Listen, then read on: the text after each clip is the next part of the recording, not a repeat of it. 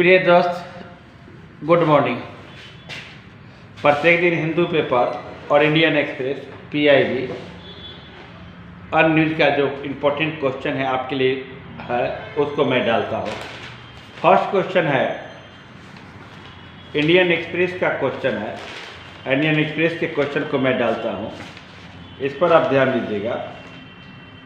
यह है sex worker के विषय में। सेक्स वर्कर के लेकर अपील किया गया है, PIL किया गया है सुप्रीम कोर्ट में।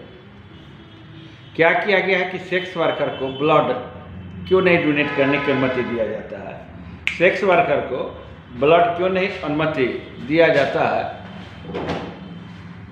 इसको चढ़ाने के लिए।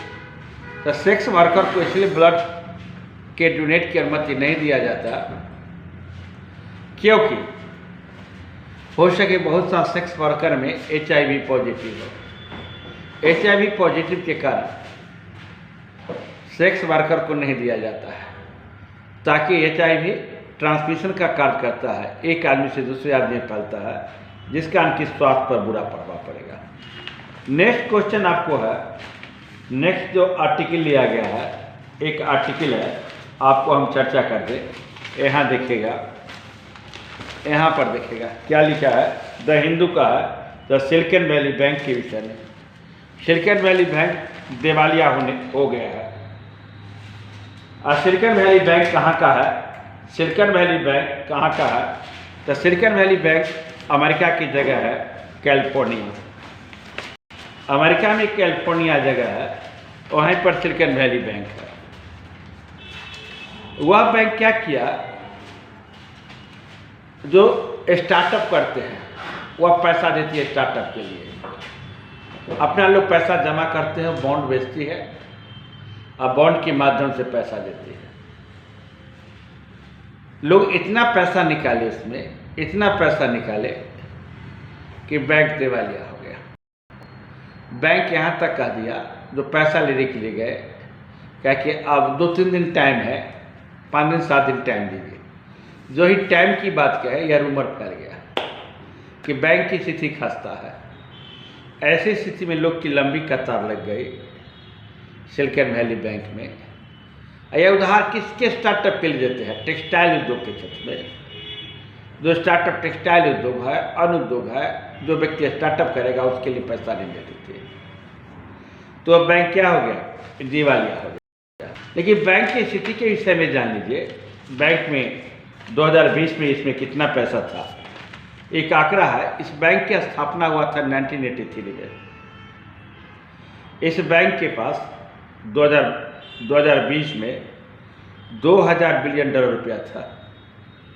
2021 में $198 बिलियन बचा और 2022 के अंत में इसके पास मात्र $93 बिलियन रुपया बचा।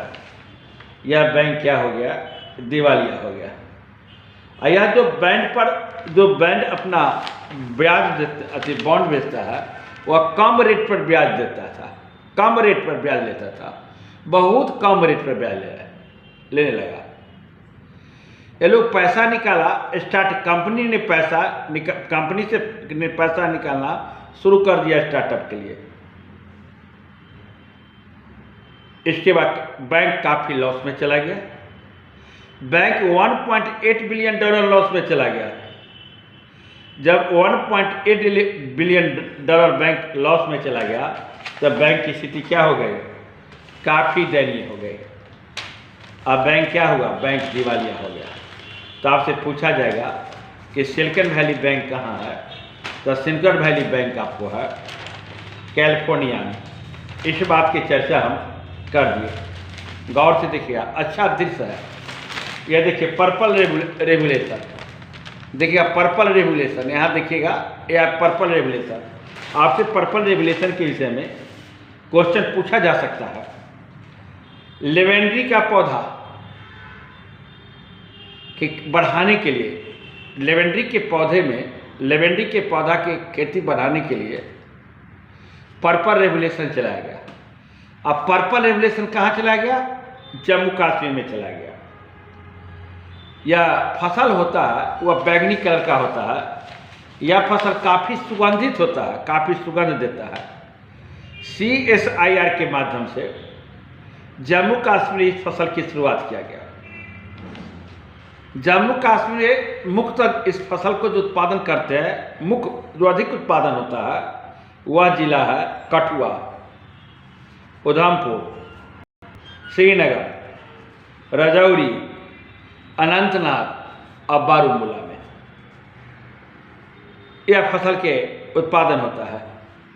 मालूम है इस फसल से क्या निकला जाता है? तेल। 1 लीटर तेल का कीमत कितना होता है जानते हैं आप लोग? 10,000 रुपया। अगर कोई किसान 100 लीटर तेल निकाल ले तो गुना कर दिए 10,000 से। अगर एक ढंग से खेती किया, बढ़ावा दे रही है गवर्नमेंट, तो 1-2 साल के अंदर किसान की आय दोगुनी हो जाएगी। यानी कहिए कि फसल में एक क्रांति आएगी। इसके लिए पर्पल रेवोल्यूशन चलाया गया। तो पर्पल रेवोल्यूशन के विषय में आप समझ गए पर्पल रेवोल्यूशन क्या है, कहाँ चलाया गया पर्पल रेवोल्यूशन, ऐसे समय कौन सी क्रांति संबंधित है पर्पल रेवोल्यूशन के विषय में। तो पर्पल रेवोल्यूशन को विस्तार से मैंने चर्चा किया और पर्पल रेवोल्यूशन के विषय में आपको बताया। Next question, INS Sahyadri question है। देखिए, INS Sahyadri join maritime exercise with French navy. INS Sahyadri आप जानिएगा। क्वेश्चन है, the navy guided to missile present INS Sahyadri join to a front line warship France और किसके बीच? फ्रांस और आपको भारत के बीच INS सह्याद्री एक्सरसाइज चला। किसके बीच चला? फ्रांस और भारत के बीच INS सह्याद्री चला। फ्रांस और भारत के बीच बहुत से एक्सरसाइज चलते हैं, जैसे वरुण हुआ, शक्ति हुआ, गरुड़ हुआ। इसके बीच फ्रांस और भारत के बीच एक एक्सरसाइज जेमैक्स भी एक्सरसाइज फ्रांस और भारत के बीच, जेमैक्स एक्सरसाइज फ्रांस और भारत के बीच चलता है। अब पहली बार चला फ्रांस और भारत के बीच जेमैक्स एक्सरसाइज। नेक्स्ट क्वेश्चन है सऊदी अरब के लेकर। नेक्स्ट क्वेश्चन है सऊदी अरब के लेकर। India silence Beijing raw in the Saudi Arab Iran deal it disputing. Iran और सऊदी अरब के संबंध में आपको हम चर्चा करते हैं। ईरान और सऊदी अरब का संबंध बहुत ही अच्छा नहीं था। 10 साल से दोनों में रिलेशन खराब था, यहाँ तक कि दोनों का दूतावास बंद था।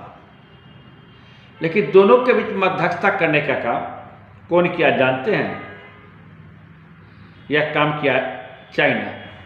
ईरान और सऊदी अरब के लिए मध्यस्थता करने का काम कौन किया? चाइना। 2016 से जो दूतावास एक दूसरे के यहाँ बंद था, चाइना के हस्तक्षेप से दूतावास खोला जाएगा। ईरान में ईरान का दूतावास सऊदी अरब में और सऊदी अरब का वो दूतावास कहाँ? ईरान में। तो फिर दोनों के संबंध बिगड़ने का कारण क्या था? दोनों एक दूसरे के इतना जानी दुश्मन क्यों थे?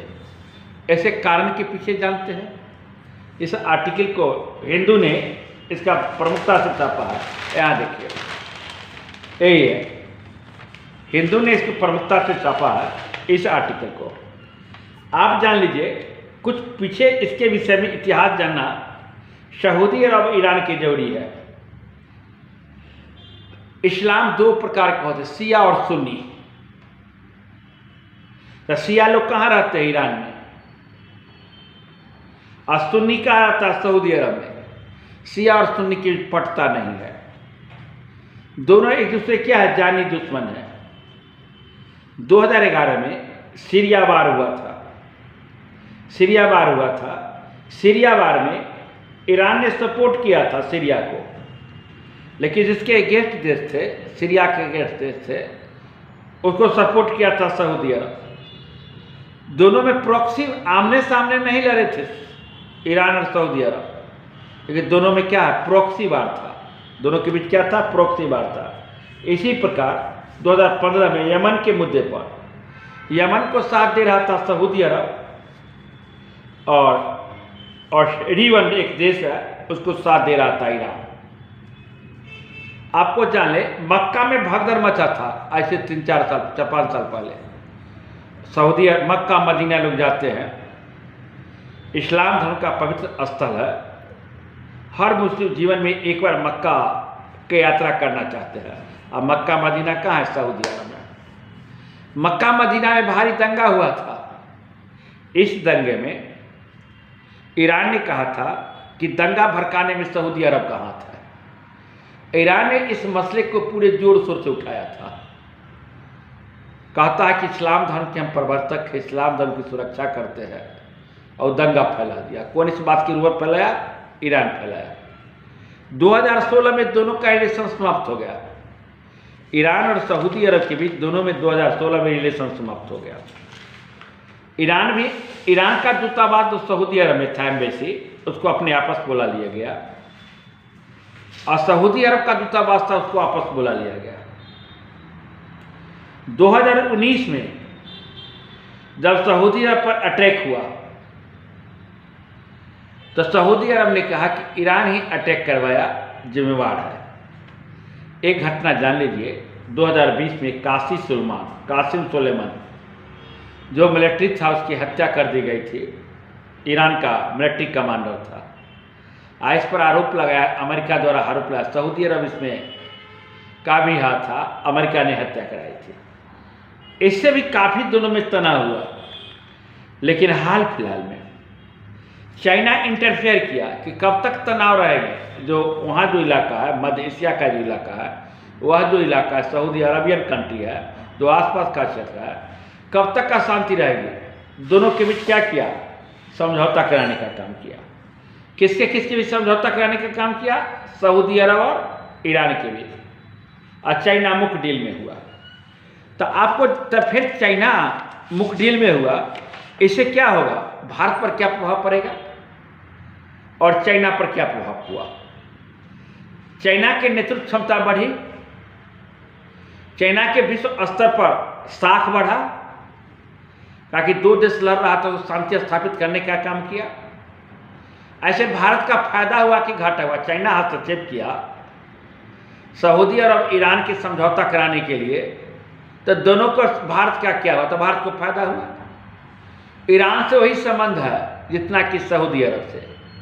ईरान से भारत तेल आयात करता है, सऊदी अरब से भी आयात करता है, और दोनों के बीच झगड़ा होता है तो तेल महंगा हो जाता है, कच्चा तेल। तो भारत को महंगाई झेलना पड़ता है। तो भारत के लिए काफ़ी अच्छा हुआ। भारत के जितना सऊदी अरब से संबंध है उतना ईरान से संबंध है। और अंतर्राष्ट्रीय मंच पर कौन अच्छे ढंग से उभरा? अंतर्राष्ट्रीय मंच पर आपको उभरा, अब लीडर के रूप में उभरा आपको चाइना उभरा। हमेशा अमेरिका है वो अपने निकट किसी को उभरने देना नहीं चाहता है। तो सऊदी अरब और ईरान के बीच जो संबंध था उस संबंध को चर्चा किए। मेरे दोस्त, अगर वीडियो अच्छा लगे तो लाइक निश्चित करेंगे, और लाइक के साथ साथ मेरे दोस्त सब्सक्राइब निश्चित करेंगे।